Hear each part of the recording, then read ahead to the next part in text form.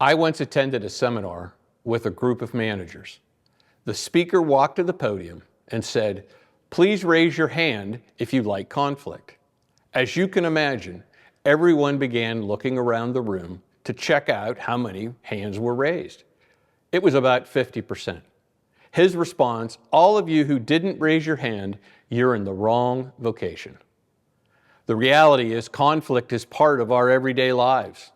Paul's letter to the Romans tells us, "For everyone has sinned, and we all fall short of God's glorious standard."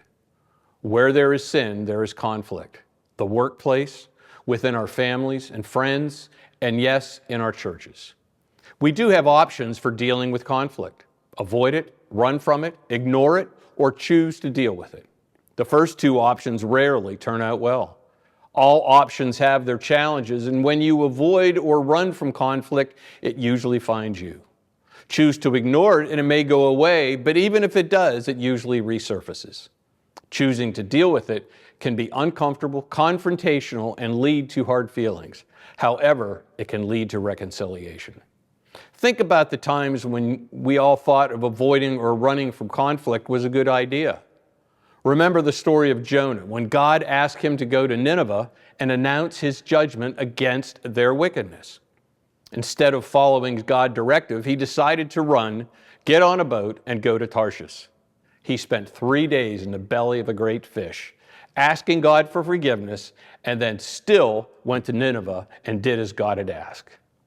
Over the years, I have collected many truisms, those simple phrases you hear from others that make a lot of sense. One that comes to mind is, "The hype is always worse than the event." We too often sit around, worry about the potential outcome of a conflict, avoid it, and still end up dealing with it. And in the end, it's not the issue we thought it was. These are great opportunities to trust the Holy Spirit with His wisdom and guidance rather than our own. We can choose to ignore the conflict, as King David did in the 11th chapter of 2 Samuel, where David committed a moral failure and slept with another man's wife, Bathsheba, a woman of great beauty. Bathsheba's husband was one of the leaders in David's army, and when David found out that Bathsheba was pregnant, he put her husband in the front of the battle to get him killed. Not only did David attempt to ignore the problem, he also tried to cover it up.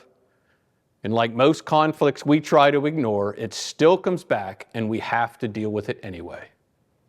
In both cases, God forgave Jonah and King David and used them to fulfill the missions He intended. Jonah preached to the Ninevites and they repented of their sin. And David repented and was forgiven and became full of godlike characteristics: faithfulness, patience, courage, and generosity. Dealing with conflict usually yields the best results. However, several categories are essential. First, keep your emotions in check. There is rarely a good outcome if either party becomes aggressive. People become defensive, which leads to hard feelings and division. When Jesus dealt with conflict, He usually asked questions. "Who do you say that I am?" Or "Who of you is without sin?" We also need to own our part of the conflict. Another truism, no matter how flat the pancake, there are still two sides. Our society has become way too quick to blame others or avoid taking responsibility for our own actions. What is our part in the conflict? Maybe the reason we decided to deal with the conflict is that we created it. Is it possible that the best way to deal with this conflict is to simply say, "I'm sorry"? Maybe even, "I'm sorry, I was wrong." Those words seem rare today. However, those simple words can diffuse a conflict faster than deflecting or even sharing the blame. We all need to remember that we are all called to be peacemakers. The goal is always reconciliation. Paul tells us in his letter to the Ephesians to get rid of all bitterness, rage, anger, harsh words, and slander, as well as all types of evil behavior. Instead, be kind to each other, tender-hearted, forgiving one another, just as God through Christ has forgiven you. What outcome are we looking for in conflict? Winning or reconciliation? When our goal is to win, there are usually hard feelings and little chance of growth in the relationship. Our walk with Christ suffers, and it's not honoring to God. Reconciliation brings resolution, forgiveness, and growth in the relationship and honors God. It's important to note that reconciliation may not mean agreement. When Paul, Barnabas, and John Mark, a cousin of Barnabas, were on their first missionary journey, for unknown reasons, John Mark decided to leave the group and return to Jerusalem. Then, when Paul and Barnabas were planning their second journey, Paul was adamant that John Mark not join them. Barnabas disagreed and went his separate way. In the end, Paul went on the journey with Silas, and Barnabas went with John Mark, which led to two groups ministering to more people.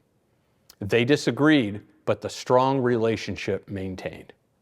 Imagine a world where we choose to reconcile our conflicts rather than win. Holy Spirit, help each of us to be peacemakers and place others ahead of ourselves.